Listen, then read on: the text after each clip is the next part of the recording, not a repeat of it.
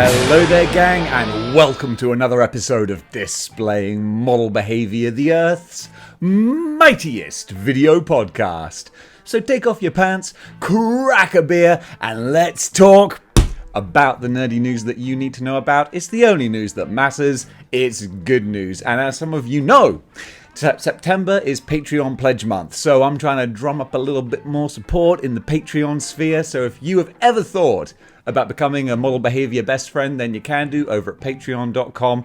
Every day in the month of September, I am trying my best to put a brand new video up there, be it Good News Extra or an exclusive action figure review. You can go over to Patreon to check those out, including a review of Blade Master Wang, that's the name of the guy, and another one that's going up today, which is going to be Mech Leonardo. Whew!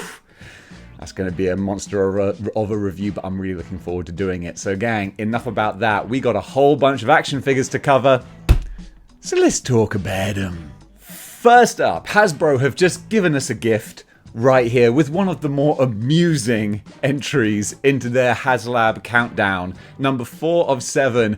They have said, tune in September 8th, 11 a.m. Eastern Time for something big. And already, just the internet, you didn't let me down.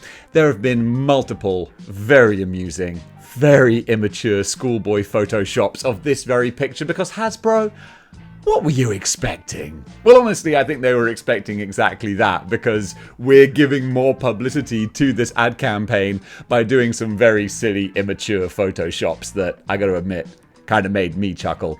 But this pretty much all but confirms that Giant Man, he's on his way. And you know what? I'm really excited. We spent a whole bunch of time talking about this potential reveal on the Model Behavior Live this morning, so I won't go any further with it, besides the fact that I am very excited to see what they're going to do. So you better believe that on September 8th, which will actually be the stroke of midnight for me, I'm going to be doing a live stream in which we can watch along with the Hasbro Pulse reveal and then have a full reaction afterwards, because one thing's for sure, whatever they reveal, we're going to have a lot to talk about.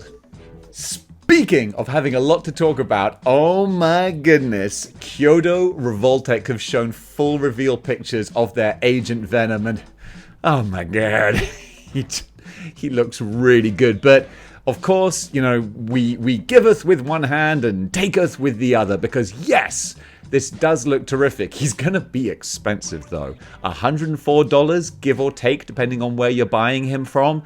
And that's going to be a big caveat because you see this beautiful, toothy, gummy symbiote Venom head. Yeah, you're only going to get that if you order it directly from Kyoto, which sucks. Because when you're paying $104 for a single action figure, you expect that that extra money is going to go into the extras, like an extra head. So putting the extra head behind a silly kind of paywall of you gotta buy it directly from us, that's not incentivizing sales. That's just punishing your customers who can't get it elsewhere. Bad luck, Revoltech. Bad look. And that's a shame because that's the only thing about this figure that is a bad look, because the rest of it looks fantastic. The whole style of Agent Venom lends itself to the Kyoto kind of manufacturing technique where it's little parts that slot in and slide against each other, because that's what the Agent Anti-Venom armor looks like. It's really great. And then you throw in these blast effects, the tendrils holding all the different guns. He's got a grenade launcher there as well, the different sized eyepieces. So much stuff to get really, really excited about. It's such a shame that they've locked that Venom head behind a paywall, or not even a paywall, just like an ordering wall. It's a silly little caveat. That's a real shame, because this is a nice selling point. Would other Marvel Legends Venom heads fit on this? I don't know, but I'd be excited to find out. Genuinely, I might want to roll the dice on this, because I love Agent Venom. I think he's a cool character, great design, and this looks like Revoltech at its absolute best. Probably won't be available like hidden store shelves for, well, probably a year most likely. These things take a long time, but nonetheless, this, I think he might be worth the wait. Masters of the Universe from Mattel are doing some crowdsourcing crowdfunding. Okay, they have 5 potential Mattel Creations crowdfunding projects that they could do, and it's up to you to vote on what they could be. So we've got these listed here. I don't have the names in front of me. I'll bring those up afterwards. But you can see just from the concept sketches, this is what they are pitching to the potential buyers. And this one in particular, I remember this snake lair here. Just seeing this fills me with so much kind of nostalgia. Oh, I really, really dig that. This isn't a Mandela thing, is it? Like, this was an 80s playset at some point, I'm sure. And then you've got that Hordak battle tank. That's straight up there with like the Haslab Hiss tank kind of idea. So goofy and fun. You got this snake-themed kind of playset here.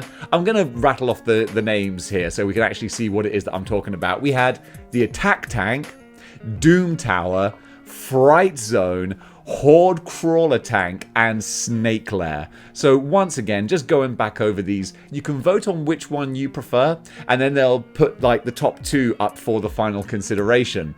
And the only response that I've heard from most collectors is that the problem with this is that we want all of them. And I think that's kind of a happy problem, because let's face it, if one of these sells like hotcakes, or if 2 of them sell like hotcakes, then the bakery making said hotcakes are going to make a whole bunch more. Now I'm hungry and I want some hotcakes, but not as much as I want any one of these badass looking Mattel projects, because I don't even collect Masters of the Universe, and I still go a little bit giddy looking at these just because, well, they look awesome.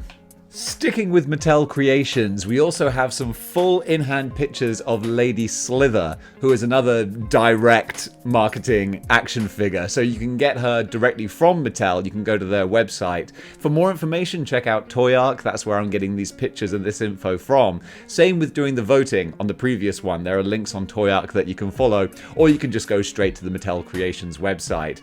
And Lady Slither, it's a fun-looking, weird kind of Medusa-type combination figure, and I dig it. The main thing I dig a lot of things, but it's the classic Masters of the Universe artwork like we have on the packaging here. This just straight out of the 1980s childhood right there. They know what they're doing. They know how to hit us 40-somethings right in the nostalgic feels. But the fact that you can actually split this character in half, you can have her with the human legs or with the snake tail as well. I was going to say snake legs. That's not a thing. You know what I meant. It's nice. I've never been a retro He-Man collector, but I've always appreciated them from afar because I like what they do. I always found that the articulation and, it was always more limited because that was the style that they're kind of reinterpreting and recreating. So it was never enough to make me want to go all in on collecting any of them, but anytime I see some of these pop up here, it's just fun to see this little childhood nostalgia reimagined with today's techniques and being put out there in these glossy kind of collector sets that we all kind of go so bonkers for. At least I know that I do. So friend of the show, Brad, I know this is going to be right up your street with your He-Man collection. I think this lady with the snake tail, that's just a really fun combination, and it's articulated by the looks of things as well. It is segmented so that you can pose her in different ways. It's not just a solid block of plastic. With the henchman there as well, I forget his name. He was a Haslab creation as well. Haslab. What am I saying? Mattel Creations creation. So both of those together, yeah, you're having a good time. Your Eternia set's getting bigger and bigger, and it's getting prettier with each one. This looks really cool. And now for something completely different. McFarlane have shown more images of their 1/10 scale statues. Todd, he cannot stand one thing, and that is articulation. Doesn't like it. Doesn't like the way that it breaks up figures. Doesn't like the way that it allows you to pose figures the way that you think they should be. Because guess what? Are you multi-millionaire, massively successful comic book / action figure mogul Todd McFarlane?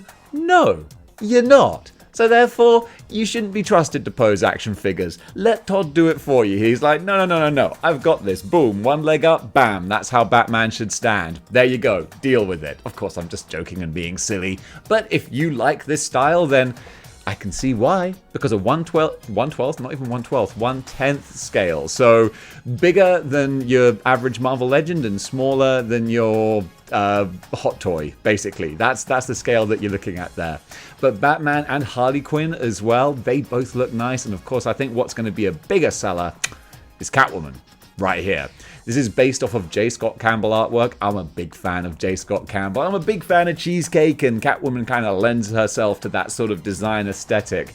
Of course, this is all done with moody lighting and whatnot. I'd like to see what these look like in the harsh light of day, but I'm tempted to think that they probably will look pretty good. Don't have any release date or prices yet. These are just the preview images to whet your appetite, and well, Todd McFarlane, you can consider my appetite whetted.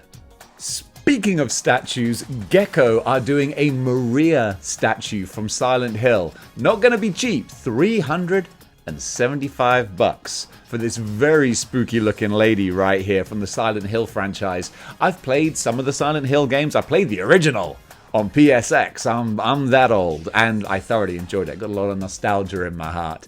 But then as the franchise went on, I kind of fell out of it. So we've got Maria here from Silent Hill 2, and is she the wife that the protagonist was looking for? I don't recall. I didn't play Silent Hill 2, but I've watched a lot of internet videos on it because I just like watching internet videos about creepy video games. That's one of my fun little relaxing pastimes, normally while I'm editing these videos. So here you go. She's going to be available around about February of next year, and that'll give you a chance to save up that spare 375 beans that you're going to have to part with in order to get her. But at least you can see where the quality's gone here. The little details, the artwork, the paintbrush work on the tattoo there. It's nice. It's a pretty looking figure.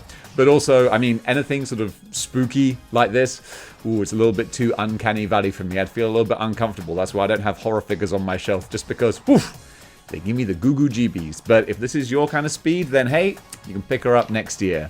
McFarlane doing more smart moves, giving the people what they want, in this case a weapons accessory pack to go with mostly those DC figures that ideally would come with weapons but Warner Brothers aren't cool with. So release them under your McFarlane Spawn type label. Boom.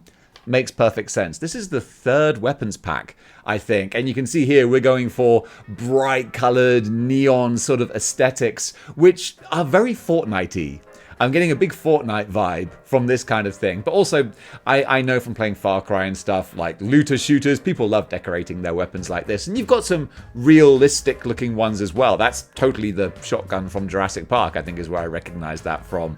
But I kind of like that they are going a little bit more outside the box. Clearly a Joker style gun there as well. I think the more neon colors will work great with some of the Joker repaint characters. If you've got any of those crazy neon Jokerized figures, these will go fantastically with them. So there's no price listed. However, the previous packs were about $15, which honestly, considering what you're getting, the accessory sort of diorama style applications of these, I think it's a perfectly reasonable price to pay. I kind of like the fact that they're doing them, so yeah, there you go.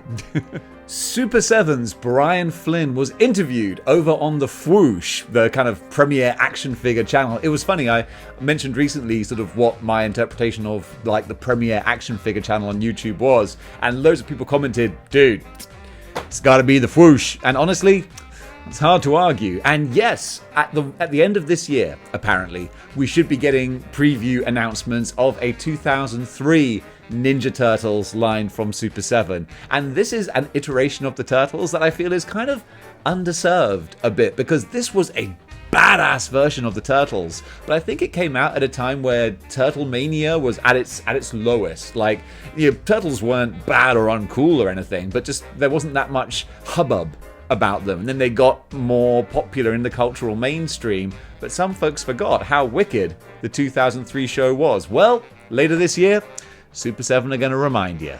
Alright, now, you want to see something weird? Don't worry, I've got you covered. We always do here at Model Behaviour. Friend of the show, Eric Fullen, over on the Model Behaviour Facebook post group. He posts all of the up-to-date action figure news. God bless you, sir. And some real obscure ones, like this Kyoto, same company as Revoltech, from what I understand, same parent company, Centaur lady. Hey, we cover all sorts of things on this channel, even weird centaur horsewomen. I mean, come on. If that's not an enticing Tinder profile, I don't know what is. What more do you want? You might not like it, but this is what peak performance looks like. Of course, I jest. It's kind of odd, but you know what? I ain't shaming nobody. If you see this and you're like, damn, that's wicked. I need this in my collection. Then you know what? I get it. I understand. Because I see the odd kind of random, weird, quirky, unusual, bonkers, bizarre thing, and occasionally I'll be like, you know what? I kind of really want that. in this case, this is a little bit too unusual for crotchety old Dave here with my old school values. But nonetheless, if you want a crazy big-boobed anime centaur girl, then guess what? Kyoto's got you covered. And once again, now for something completely different, Super 7 are doing a supersized Count from Sesame Street. How much will he cost? $1. No, $2. Now, this could go on for a while. It's going to be $300.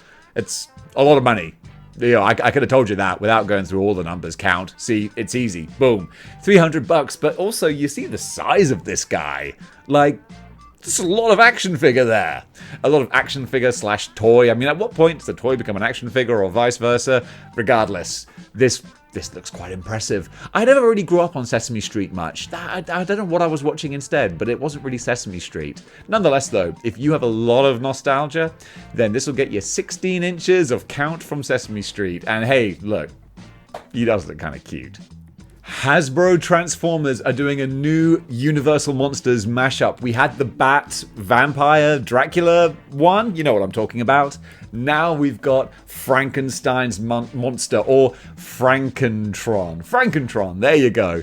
This looks kind of fun, just like I thought the Bat one looked kind of fun. I was very tempted. I was very tempted to roll the dice on getting the Bat one. I walked away, but this... it just now I think like, well, I wouldn't want the Bat one on its own, but if they're doing all the Universal monsters as Transformers, geez, are you guys gonna get me come around to this? Because I just like the bonkers idea of this, and it seems like they haven't just repainted a single figure. They actually have put work into mixing things up, and because you could quite easily, with his flat top kind of look, you could have just repainted a Megatron, but it seems like there's more going on here. So actually, guys, can you tell me which Transformer is this that they've taken and zhuzhed up? I love the way that they've taken the obvious tank gun turret and turned it into one of those what are they called? The electricity coil thingamybobs. Like, that's great integration with the idea that you're going for, and then actually making something creative out of it. I really dig that. $34.99. So not crazy, but also like he's not going to be a massive Transformer. He's going to be a smaller one. But I gotta say, with the box art as well, I really like this. I think this is a cool little Halloween mashup sort of thing. This ticks all the boxes for me.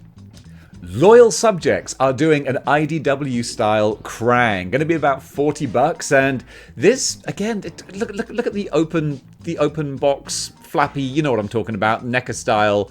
I can't think of the right words for open flappy box, but you know what I mean. There it is. Looks super pretty. And yeah, the Krang artwork on the front, very pop art, very stylized and just eye-catching, very striking. Looks like you got the full comic book in there as well. A really lovely set with the different interchangeable hands too. I think my favorite Krang will still be the NECA animated Krang. I think that's just fantastic. But Loyal Subjects going for a different type of design, that's really smart. It's like, okay, let's not just do the same thing. Let's do something that's, you know, different and unusual. And this definitely counts as different and unusual. So yeah, I really like this. He's kind of awesome.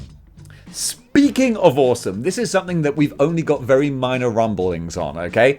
Pangu Toys, who are of course a third-party creator, they are making an Optimus Prime, G1 style Optimus Prime. So no release date, full color pictures, prices, nothing yet. This is just like, hey, look what we're making. But guess what? What they're making looks awesome. That's the one thing missing from my Prime collection. I've said it before, I don't need every Optimus Prime, but I do just want one that is like a perfect encapsulation of the G1 cartoon. Like, I got my super duper bells and whistles Prime back here. He's awesome, but also he's like more of a stylized, real world badass kind of look. I want the chunky, more bold looking Megatron must be stopped, no matter the cost. I want that Optimus Prime, and this is what we're getting here. And he looks big, man. He looks bigger than your average Masterpiece, and that's That's really something. I'm so excited. So Commander is what they're calling it because it is third party. I don't think you're going to see any Autobot symbols on here. It's not Optimus Prime. Just like my big Optimus Prime behind me, he's called Justice Commander or City Commander, one of the two. But yeah, what I'm seeing here, just the dimensions, the style, just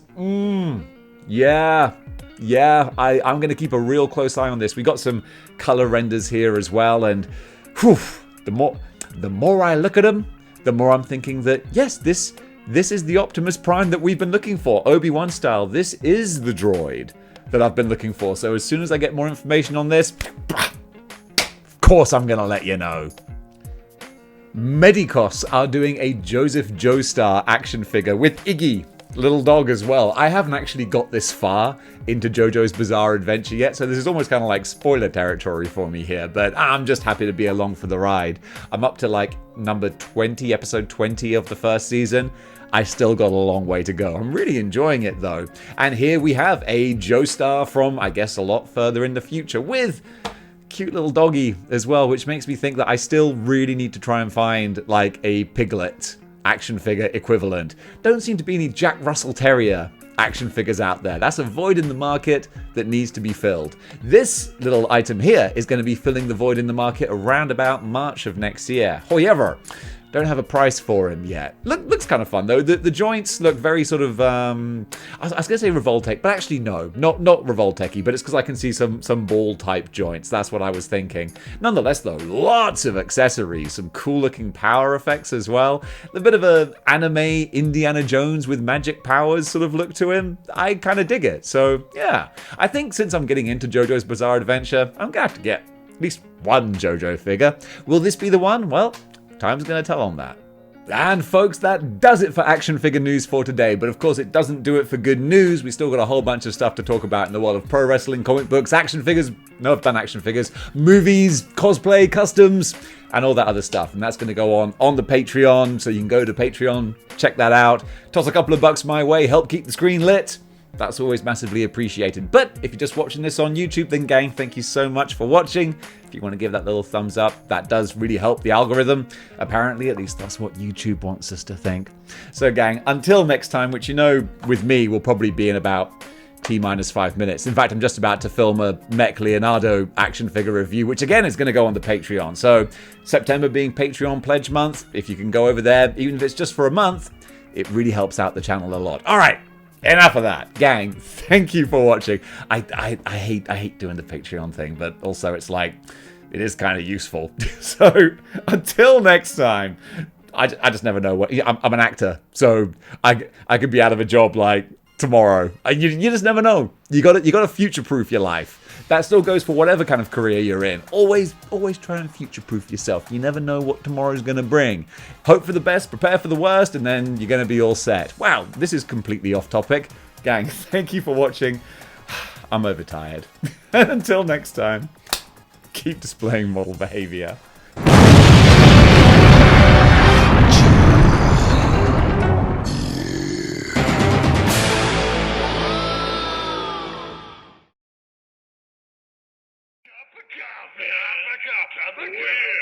Coffee. Big time coffee.